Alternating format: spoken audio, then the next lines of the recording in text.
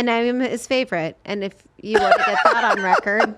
If your siblings watch this, they're going to want to jump you in the parking lot. Well, good news is only 3 people watch this, and neither of them are my siblings. One is Lisa, and one is myself, and one is Chase. So we're clear. Okay, we're good.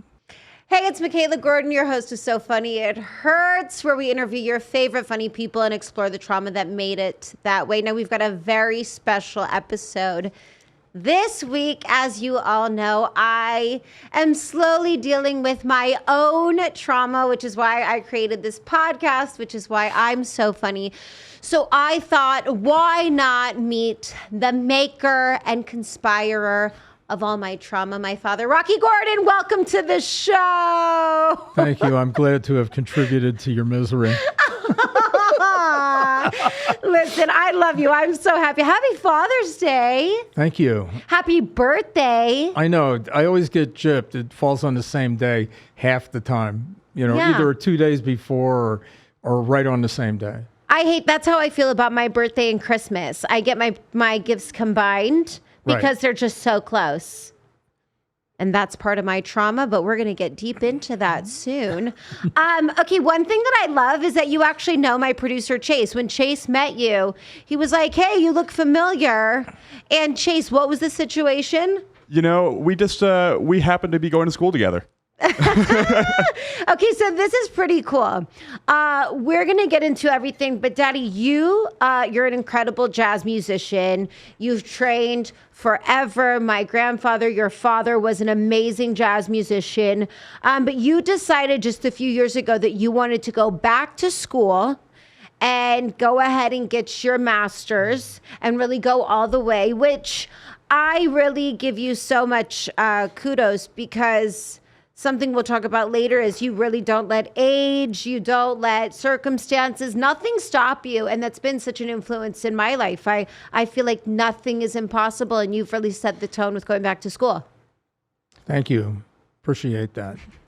Well, the fact that you're 15 and I'm 35. Right. That helps. It helps. We're very young. A great deal. Yes, it does.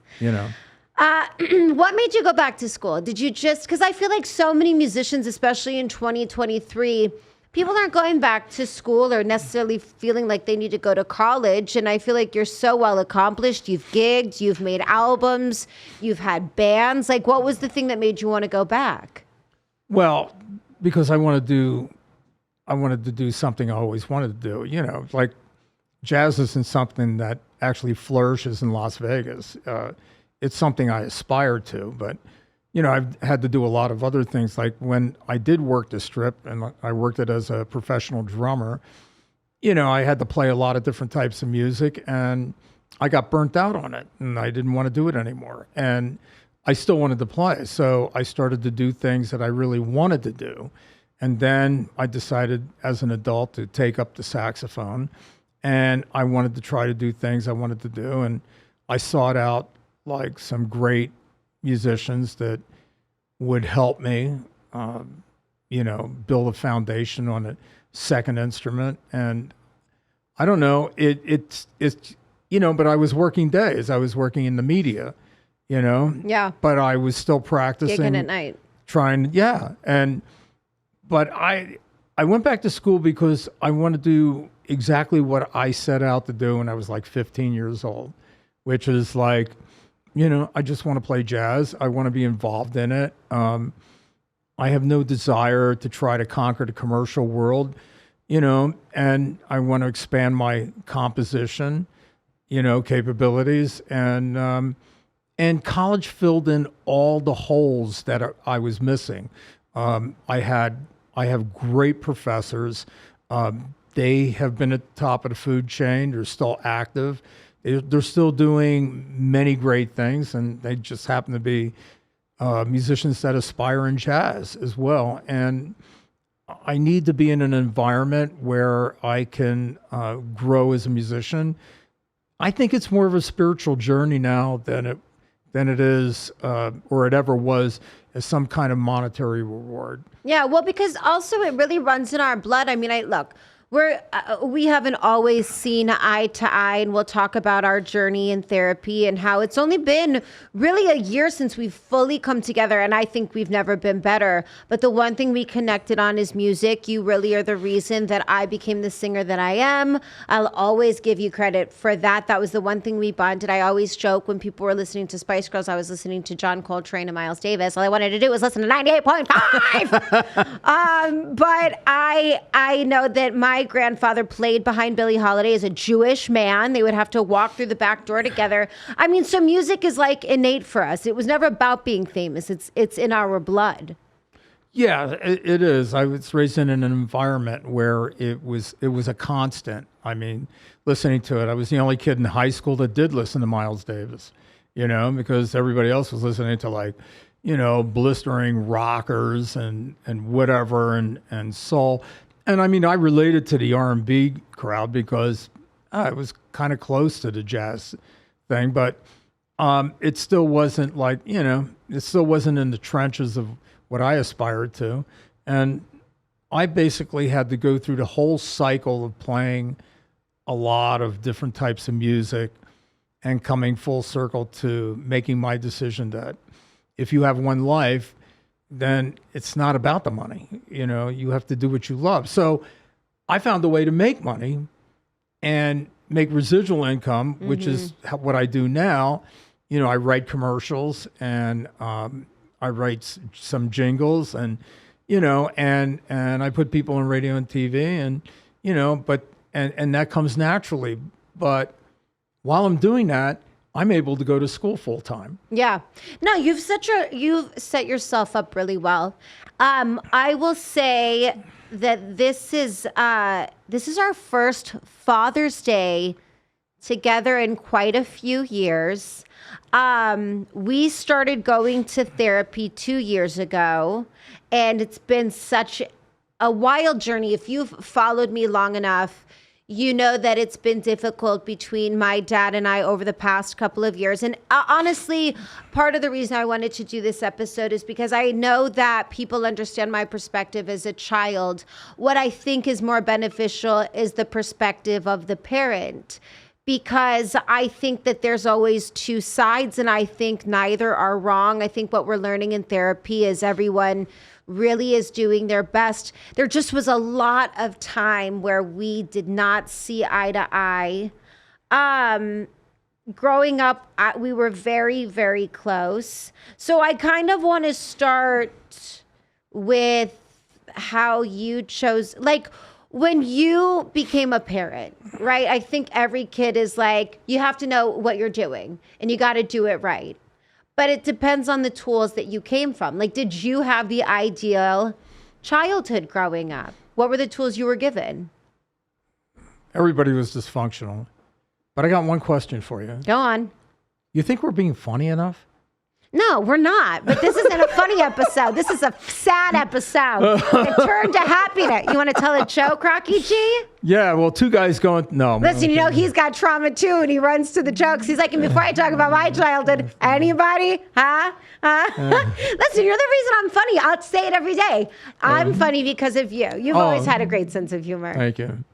Yeah. Well, for comments like that, you can get 10 years in Leavenworth, 11 years at Tenworth, and 5 and 10 in Woolworth. I don't even know what that means. I know, because it's like they don't have Woolworth anymore. Anyway, but I learned that as a kid. It was the worst mark I ever had. Okay, so did I have a normal childhood? I was raised by my grandparents for, good portion of my childhood. And then, I didn't know my parents had split up, and my mom was working a different, we're in Harrisburg and I'm in Philly with my grandparents. I never even called your great grandmother grandma, or I always called her mom. She was like mom, and I called my grandfather Pop. Well, because your parents were entertainers. My grandfather was a jazz musician, and your mother was a dancer, a tap dancer. Right. And did they just sort of go after their careers, or they were having their own dysfunction and you went and lived with your grandmother? No, they kind of like went after their own careers, but my mom was working days. My dad he never worked days. He was just always on the road, and so they got back together unbeknownst to me. And then they were traveling together, and they ended up, ending up like in California, and they wanted me to come visit, and they came to the house in Philly to visit, and I hadn't, believe it or not, I never saw your grandfather until I was 5 years old. Wow. So I heard about him, I tried to find him in the papers, but I really didn't, I never met him, didn't know him. I didn't even see a picture of him. And then I was like 5 years old, and here he is. He walks in. So I may have been 6 years old. I don't even I remember. actually never knew that. I didn't know that you hadn't met him until you were about 6 years old. No, because I. And you were the oldest, so you kind of took the responsibility to take care of the rest of your brothers and sisters. They didn't come on. along yet. I was the only kid that came from Philly. And what happened was my grandfather said to my parents, I don't want them living in an apartment. So if you guys can get off the road and find some kind of stable income in one place and buy a house, then, that would be the only way I consider letting them go. Right. So the fact is what they did was I came out to visit them a couple of times on a trial basis. It was like coming out to land on the moon, Hey, this is pretty good. Let's come back longer. So, I mean, really, that's what it was like. I went on a plane. I come out. I go, but wow. you were excited, right? Because at the end of the day, they were your parents. I was excited. They were really young. I mean, my dad was only 20 years old when I was born, Wow. So, I mean, it's a thing where, I really didn't know him. And of course, it's going to be fun, But the thing is that people were talking about me coming to live out west, and my roots were entrenched back there, back on the East Coast. So when I did come out, they had the house. They had my sister already for a year because we came out to visit with my grandmother. We came out when my sister was born, but then we went back. Right. So, and I did have friends who were saying, well, you got a sister and a mother and father out there. Why are you living here with your grandparents? So there was a lot of confusion. But did you want to stay with when you finally made the move, did you want to stay with your grandparents? I didn't want to make that decision. I didn't know what the right thing was. Yeah, that was a lot of pressure as a little kid. I was confused. So when I came out, the first night, I say, hey, it's great to be out here. I thought I was only going to be out for another couple of weeks, And my mother and father looked at me and said, well, no, we thought that when you came out this time, you were going to stay. And I went, oh, well, I didn't know, I didn't want to make that decision. Yeah, it's a lot. So, well, I think you come out here and then you come to be here. And how old are you now at this point?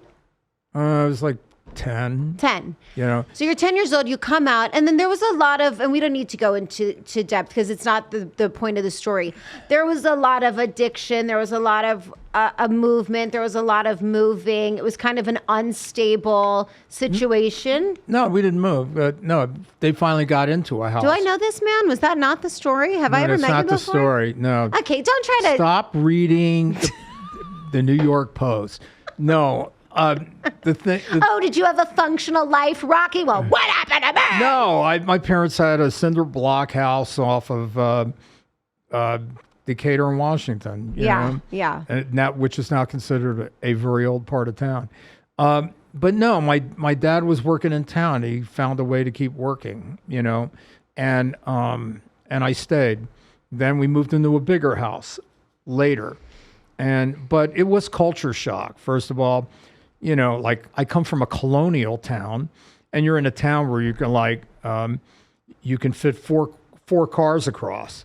So I told my grandfather, or 5 cars. I mean, everything looked wide and spread out. And then moving to Vegas, it's a totally different place. Well, no, the colonial town the streets were really narrow. You know? But in Vegas, they're not. They're not. So I told my grandfather that one time, and he said, well, our streets are wide enough. You can put a car on each side and get one down the middle. And I went, okay.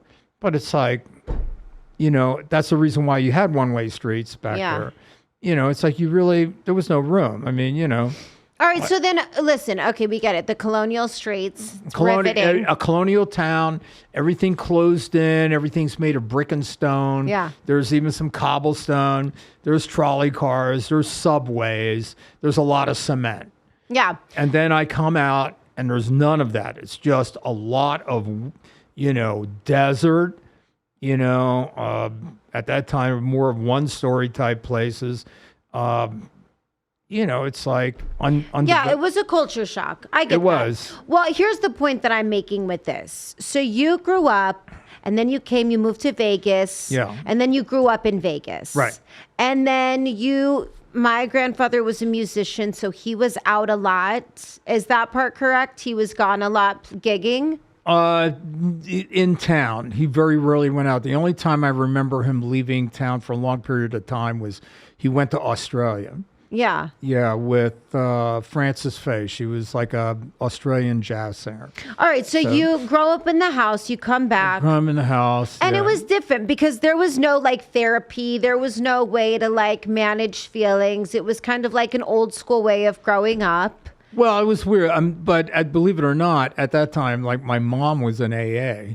Yeah. And of course, by the time she died, she had 52 years worth. Right. But when I moved here, she'd already been in AA for so she got clean before you came to town. Yeah. And my dad really never committed to it for a few years, but never really quite embraced that, I know that he played music for a long time, and then you went on to be a musician. And then you gave it to me. Going back to our relationship, when you became a parent, because trust me, I have all of my gripes with the things that we've discussed in therapy we can discuss now. Right. Did you feel like you were prepared the day you found out you were going to start having children? I don't think I was prepared for your older sister. Remember, Yeah. I was a different mom, but I was totally prepared for you. Yeah. I was totally prepared, I did like being a dad. I liked being a father. I wanted to have children. It was a big ego trip. People come out, they look like you. I loved it. Yeah.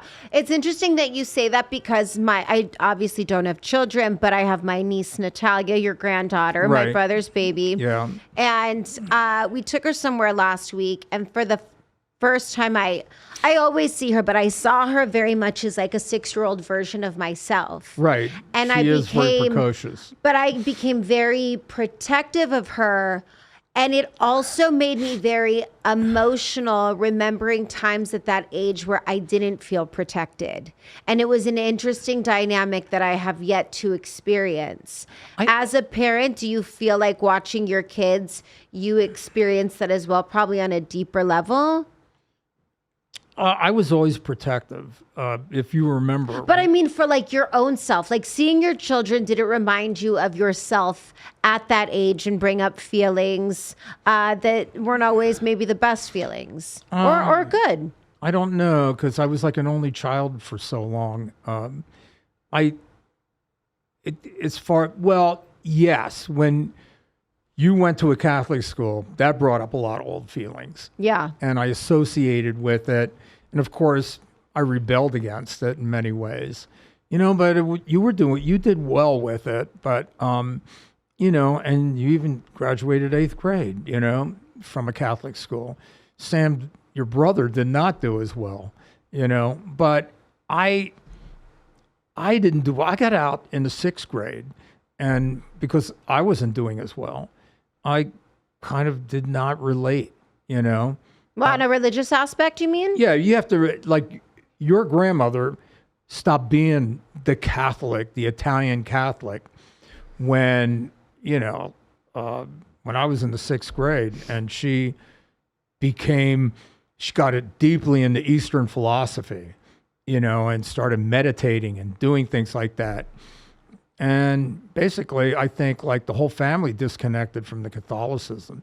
Yeah. So yeah, I got away from that. I enjoyed going to all the events, when you were in Catholic school.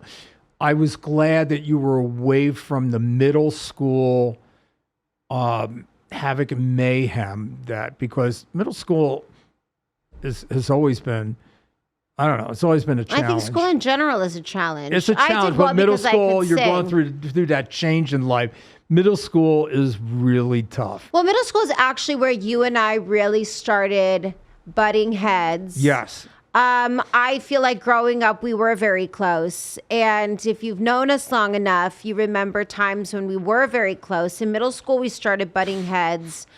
And then we really didn't recover much from that. It was very on and off for the next. We did. It started, believe it or not, it started when you were 10. Yeah. You know, you got mad at me and didn't speak to me for 2 weeks. Yeah. And then after that, I went to one of your plays, and then you came up to me right away because you were glad I was there, and it was the last day of that Well, play. I will say, and again, it just goes back to how people are raised. And, it could be a whole conversation with my mother as well from a child's perspective. And now looking back, I was taught that, the way that you make your point is by shutting down and shutting out. Oh, yeah, and grudge holding, Which is what we've done most of our life, the Right. two of us. And I'm not blaming it as you as a parent, but at any point throughout the years when we didn't speak, as a parent, it's said sometimes, and this isn't a drag, that the parent should always take control of the situation. Like if I were 10 and I wasn't speaking to you, do you feel like maybe you should have just come to my house and made sure I was speaking to you, like as a dad? No, because I tried to talk to you during those 2 weeks. I tried to, and you just were shut down. And I had never experienced that before. Yeah. And then, and we've had that. We've had that off and on. It's been our dynamic really for, what now, almost 20 years. I think that, look, it's been really difficult having that on and off with my own father. And I know a lot of people listening have strained relations with their parents and also don't always get to go to therapy. I remember when I opened up about our relationship on Instagram, I got a lot of DMs of people wishing that they had the opportunity to seek help with their parents. Yeah. I know for me, I've never said like, I don't want my dad in my life. I always wanted you in my life. It was just difficult. I mean, it was really difficult at times thinking that maybe you wouldn't walk me down the aisle when I was getting married. Like, that's how thick it was. When we finally decided to go to therapy, it had been quite a few years since we had spoken. Yeah. As a parent, what made you say yes to going to therapy, especially, and this is a question that I've been asked, as an Italian man, because most Italian families don't believe in therapy. So it's kind of a big step. Maybe back in the day, maybe now Italian people go to therapy, but at least the stigma is you don't talk about your feelings to other people. Your Italian grandmother became a therapist. Right. And she went back to college as an adult. She got her degrees and, and became a therapist. But she was always an advocate of therapy, and I had seen therapists I saw my first therapist at like 10. Well, when did they start working, Rocky G? 2 years ago? Just kidding. About 15 minutes ago. No, it's just that I've always been receptive to it. Look, your baby sister, I've gone to therapy for her. I've gone to therapy for whoever's wanted to go to therapy. I went to therapy to learn how to, when I got remarried, I didn't know how to be in a functional relationship. I went to therapy just for that, and that's taken all up until 15 minutes ago. Yeah. I mean, I was told a long time ago by a really close friend of mine. He was like a spiritual mentor. He said, it's like 5 generations of dysfunction that you have to overcome. When you make a decision that you want to change your life, you have to remember it probably is about 5 generations.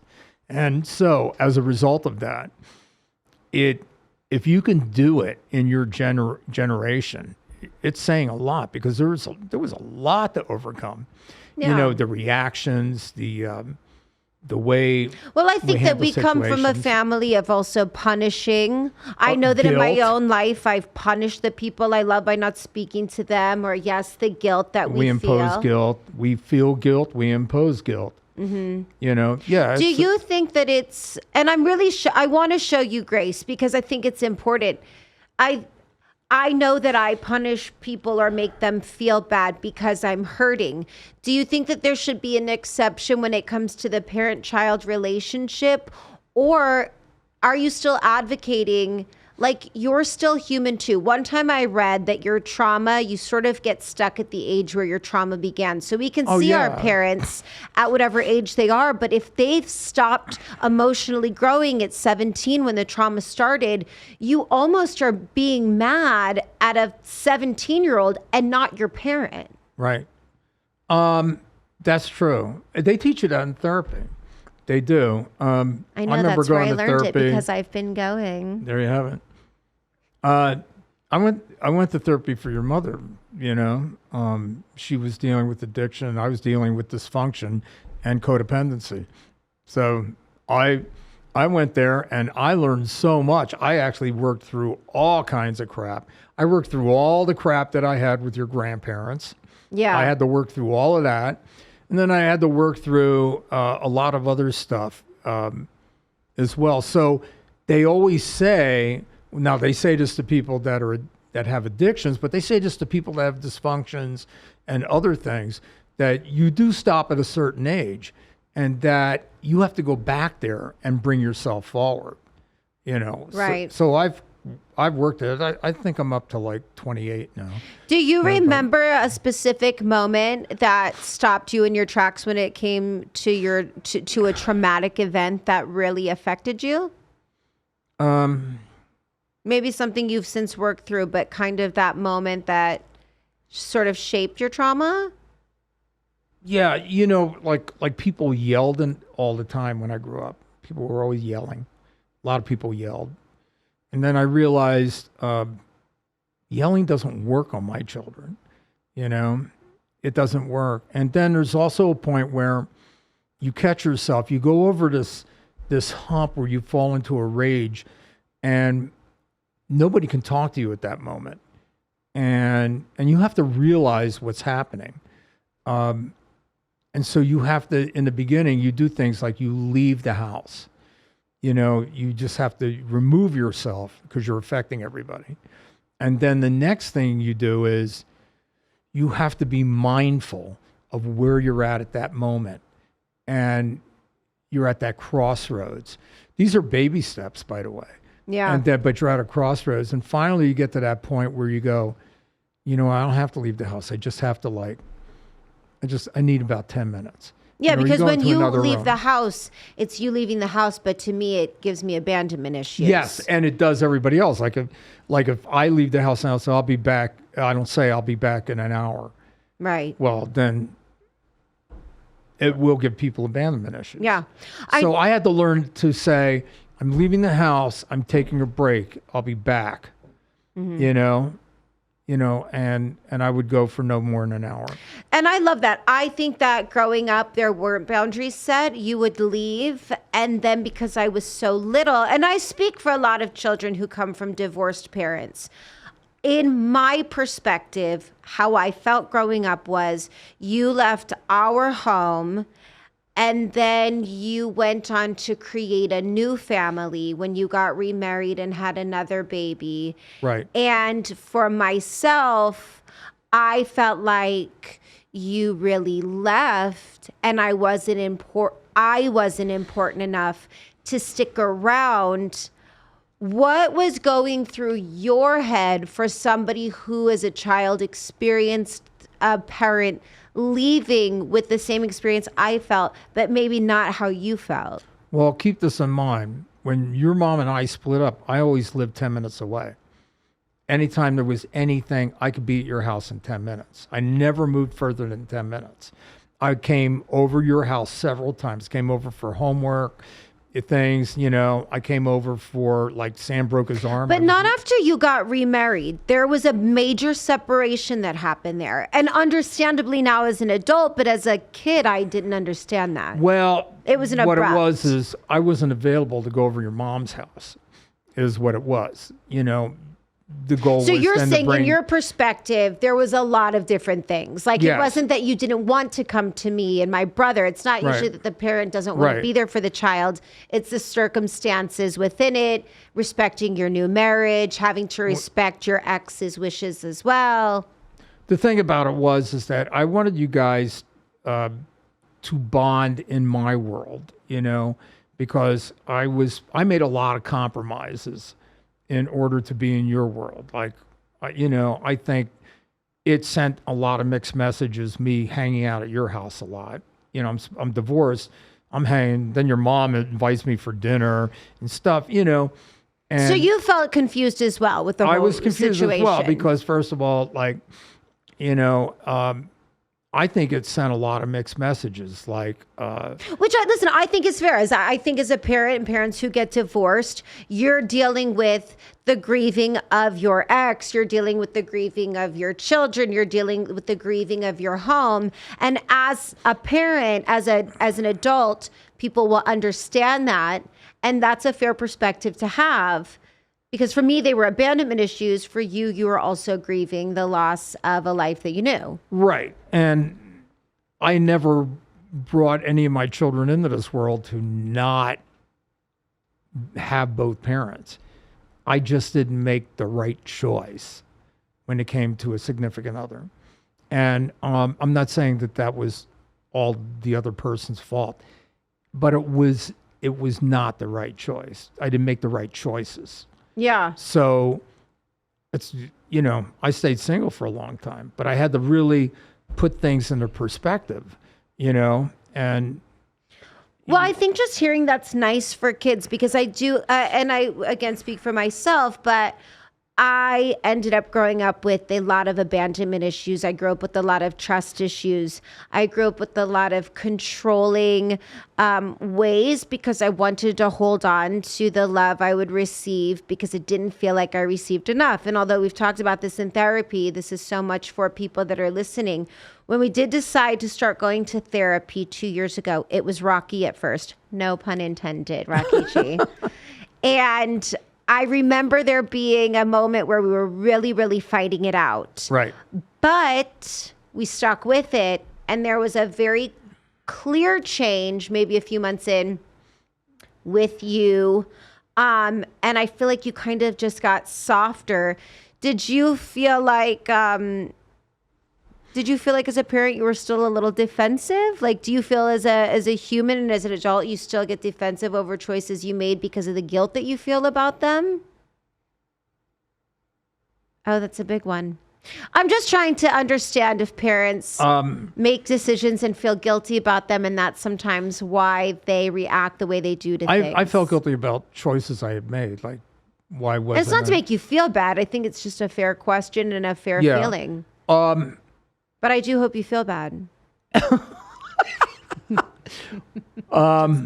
Look, I felt bad whenever we were disconnected. To not be connected, it's like I loaned my arm out to somebody, but I didn't get it back. It's like okay, I have 4 limbs, but hey, the other one, I got to put it back on, but it's not. I can't find it.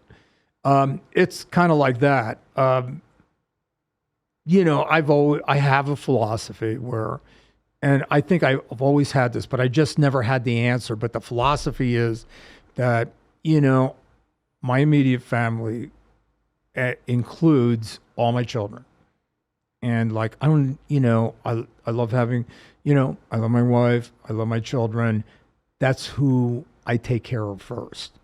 That's my thing. But knowing how to do that, in this situation, we didn't have the nuclear family, like you read about, it was, we had a lot of trials and tribulations. And then, like you said, going to therapy.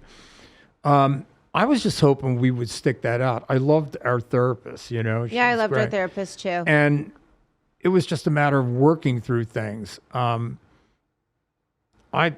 was keeping that door open because, as far as I'm concerned, the end justifies the means. It's like let's get it out, whatever we got to do. And yeah, and we were fighting a lot. I love the therapist because when she said the way she says, "Listen, you can remember it this way. This person remembers it this way. This person, if I have all my relatives in the room, they're going to remember the same incident 5 different or 6 different ways." Yeah, right. And it's true. It's the truth. So let's move on. And that was poignant. That was the best thing that she said. And I think it changed our perspective. How you remember things is how you remember them. And there's validity there. How I remember things is how I remember them. There's validity there. And I think when we stopped fighting on the memory, I remember when I came to you. Oh, boy.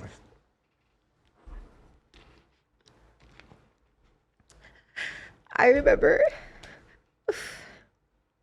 remember when I came to you and I told you how I felt. And for the first time, you said, "I'm really sorry that that's how you saw it. I'd like to move forward." I think that was just enough for me. I think that most relationships, it's not about, it just makes me emotional because I remember it. And I think that I wanted a relationship with you so bad, as so many kids do with their parents. I'm not sitting here with a tally board keeping score. Right. And I don't want to be right. I just want to feel validated, even if it wasn't your experience. Right. And when you validated that, that was the moment for me that I said, I can let everything go. I just want to move forward. And that was really the beginning of what we've created in the past year and a half. And I'm just really proud of you because I also feel like, as a parent and somebody who's had their own trauma and experiences, that was a really important point in our relationship. And I do appreciate that you did that. Well, I think there were times. I think some of the times I fought with you or any of my children is because of being defensive about things, and I worked through that in therapy to not all of a sudden counterattack. So because it doesn't work, and so I stopped counterattacking. And I started looking at things like, where are you at? What is it you feel? What is it that you're really going through? What is it that you want from me? Yeah. And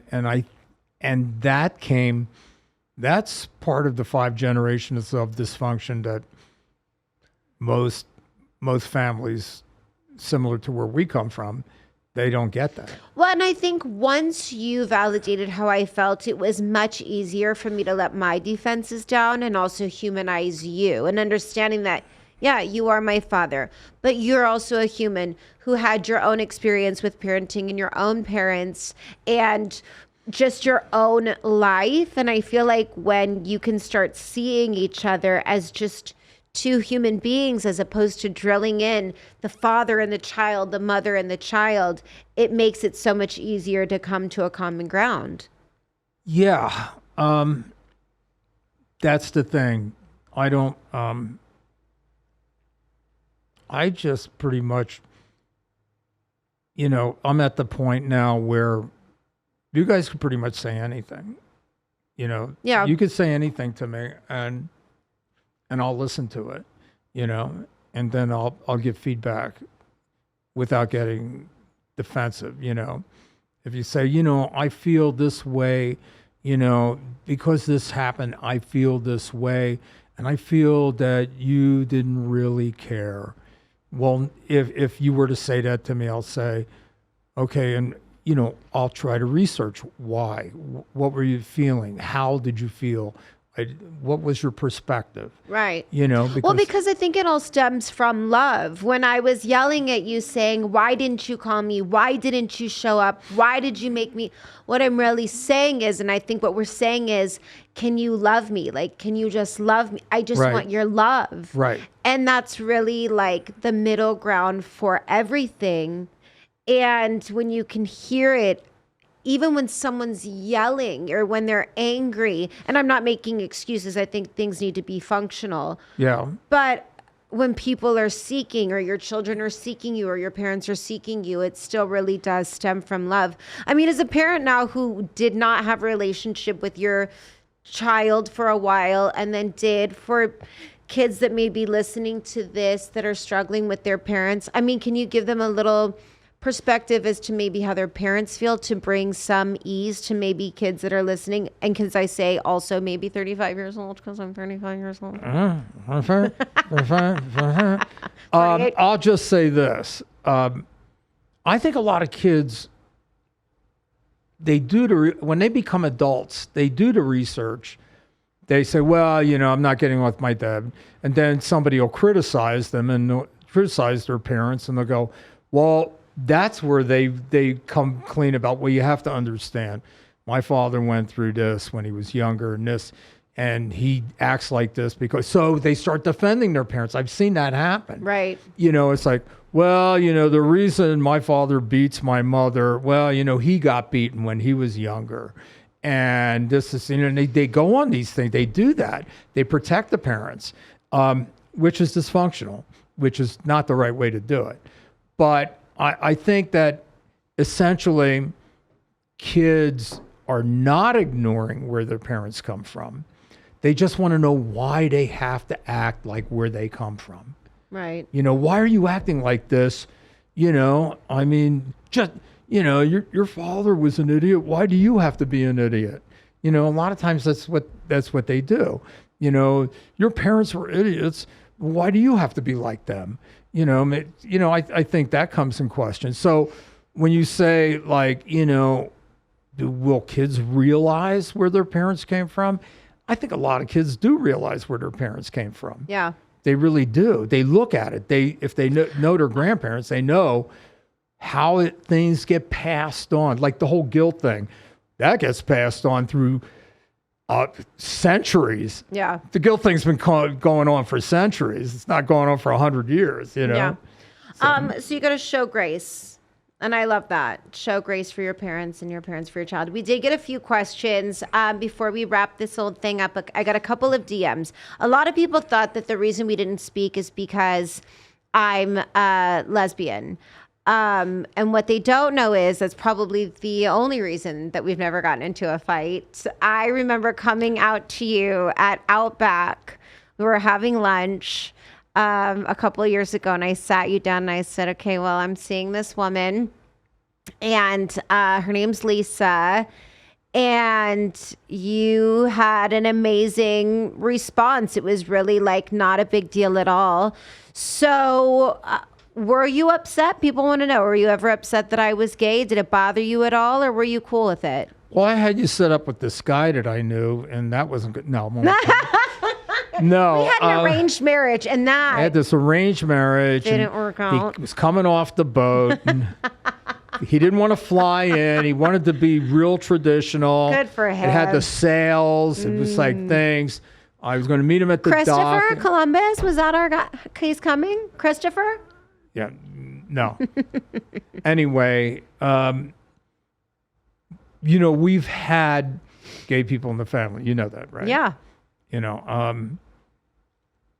I mean, it's funny. I mean, a lot of people don't notice, but I mean, it's like, look, when my parents divorced, my mother ended up moving in with a black woman for about 20 years. So, I mean, like, come on. You know, it's like, and that was my stepmother. That was the other woman in the house. I mean, it was my mom and my stepmom, you know, Jackie. So how progressive was my grandmother Rose, though? Okay, like an Italian queen living with a black queen, and that was my step grandmother. I mean, that's pretty cool. Also, lesbians are obsessed with you, and that's yeah. But I went obvious. to therapy about that, though. Did you? Oh, did it bother you? Oh yeah, I didn't even talk to my mother. it didn't bother me at first because I was accepting, and it was like the white elephant in the room. You know, we just pretended like everything was normal, and you know, and I loved Jackie and everything, but there were things like when I went through the big therapy, I was addressing it. You know, well, because you know, people would come up and go, so, you know, like they thought it was really progressive and hip, you know. Oh, your mother and Jackie, they've been together, for, you know. How is that? You know, I wouldn't say a word. And this was during a time that it like wasn't cool to be Well, gay. it was cool in the circle. It was like, you know, people assumed that you instantly became cool because you accepted it. And I'm going, well, you know what? Nobody asked me about it. Nobody talked to me about it. My mother never talked to me about it. We never talked about it. And it was like there was an elephant in the room, but my mom and Jackie were living together. They were in the same room, you know, in the same bed. So they lived together in the same room, but no one ever said like, "Hey, Rocky, this is the Nobody situation." said anything. No, you know, my sister, Maia, questioned it. And then we had to come to terms of accepting. But when I went through therapy, it was like, I think my biggest thing was nobody talked to me about it. Right. It was like, yeah, we're going to do this and you're just going to accept it. Well, my whole life had been like that. My parents not being there for me, the abandonment. Now they're going to show up and I should just like accept them. You know, I resented them for that. Oh, now I get to live with you. You know, oh, wow, I didn't see my father for 5 or 6 years. Oh, now you want to be my dad. Oh, okay. See, I had a lot of the resentment because my parents didn't tell me and they just did whatever they wanted to do. That's kind of a big thing, though. That's a big deal. Like your mother decides to be with another woman and just doesn't speak to you about it. Nobody talks all. about anything. You know, Was your father resentful towards that? I think, well, you know, they split up the first time because of a similar incident. Right. You know, but then they got back together.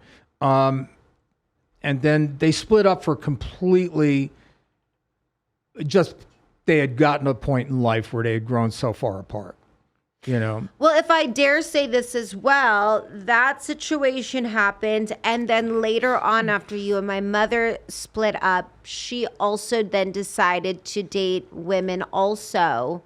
Yeah. And Well, she had dated women before me.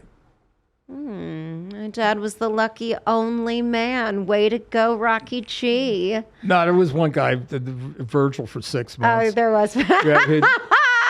Yeah. Okay, good. So you were like pretty well equipped. It's kind of like you expected me to be gay. For some odd reason, I didn't question anything from your mom's past. We just got along and we got married, you know. Yeah, right. And that was, you know, and then afterward, yeah, she made choices, you know. For me, it's just, you know, it's always the same thing.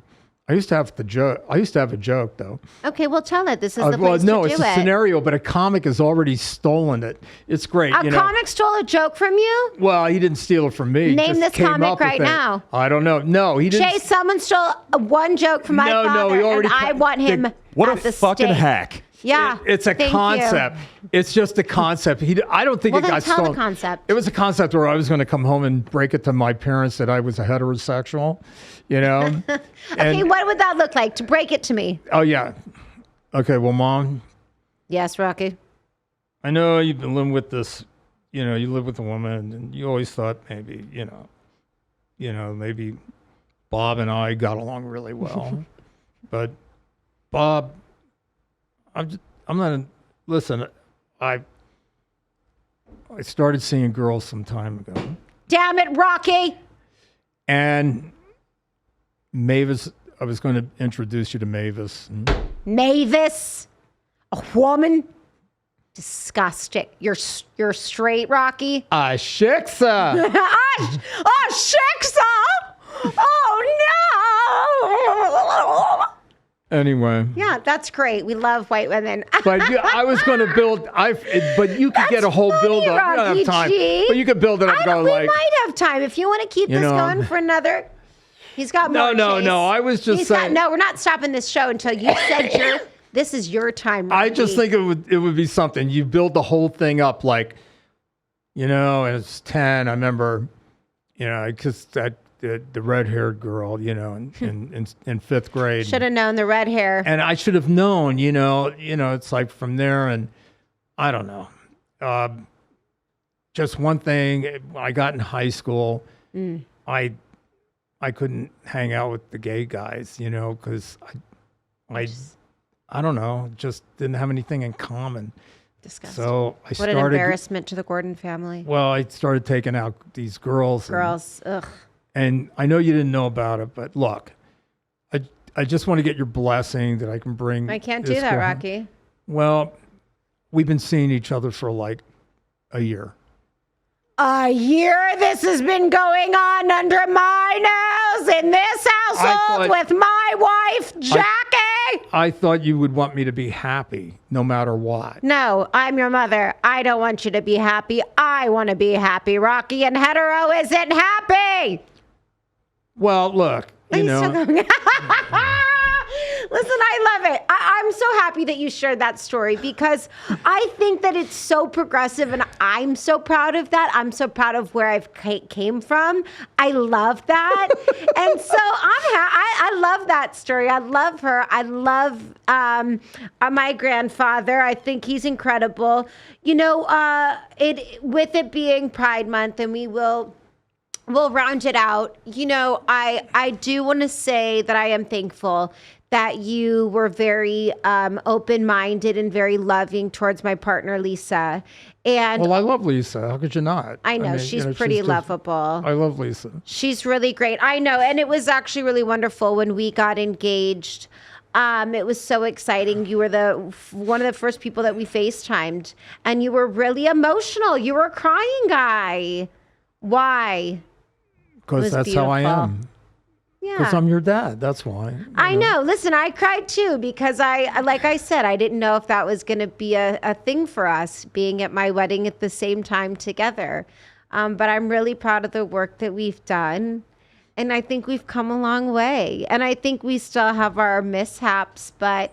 Oh, I think we can pretty much tackle that though. Yeah, because I think so like straight too. talk. That was the biggest thing I learned in all relationships is straight talk. Is like the biggest, I don't want to call it it's the biggest asset, straight talking. Yeah. And I will say it's uncomfortable and I don't love it so much, but I will say that it has gotten us to a really, really good place. It is. It is. And what it does is it keeps everything on, without any stress. There's no, you don't feel like you have to hold back something. You feel like, I'm going to talk to Michaela and just bounce it off her. Yeah, I think we've established a good place where we can safely talk about how we feel. But again, that wasn't without therapy. I don't know if we would have been able to have a relationship if it wasn't for therapy because that middleman helped us so much. No, therapy, listen, like I said, I've been doing therapy a long time, but they've applied to different chapters of my life. And what's happened is I had to heal the child. I had to heal the young adult. I had to heal the adult with children, And I also had to learn to be in a functional marriage, but also learn to be a functional father. So these are different chapters that you do. That's why therapy a lot of times is continuous because you're constantly reinventing yourself. It's like practicing an instrument. It's like you have to practice every day and you overcome a hurdle over a certain period of time. And it's like, oh, listen, I just opened up a whole new channel. It's like having all your chakras opened up. Well, we never have that happen, but we spend our life trying to. So it's a thing where like, I opened up a new chakra. All of a sudden the light went on. All of a sudden I'm having, but that's what therapy does. Yeah. It's like it opens up a new chat. Wow, I don't have to be this other person anymore. I found a way to be who I was meant to be. And that's what it's supposed to be. Yeah, Rocky G, listen, I love you so much. I know you didn't know what to expect coming onto the podcast. I had no clue. I He thought was we like, were going to "Where are be the much jokes?" funnier. But Yeah, well, this is funny because it's true. But also, listen, I really appreciate your vulnerability because I've gotten, of all of the DMs that I've gotten, most people ask us about our relationship. And, oh my God, I'm not going to cry again, bitch. But I just want to say that I'm just really happy. I'm really proud of us. And I think we did a really good well, I'm job. glad we didn't talk about music because people think that's pretty funny. Chase, They did think we my get this guy comedy's not booked at funny. the comedy club? Do we have something booked for him? Because he's ready to do another hour. Yeah, I think we could get the Laugh Factory on board. Yeah. Okay, we're good. I love you so much. Happy Father's Day. Thanks, Happy Mickey. birthday. Thank you, my little I'm Mick. so proud of you, and I really am so glad that you're my dad. I'm happy that we made it. And I'm glad this you're my far. child. Thank you so much for joining us. thanks on for So playing. Funny It Hurts. Thank you, Rocky Gordon. We'll have you again sometime soon. Okay, I really look forward to that. Thank I you. He do. really does look forward to it. All right, I'm here. So Funny It Hurts is brought to you by Pacific West Injury Law. Got into an accident? Contact Pacific West Injury Law.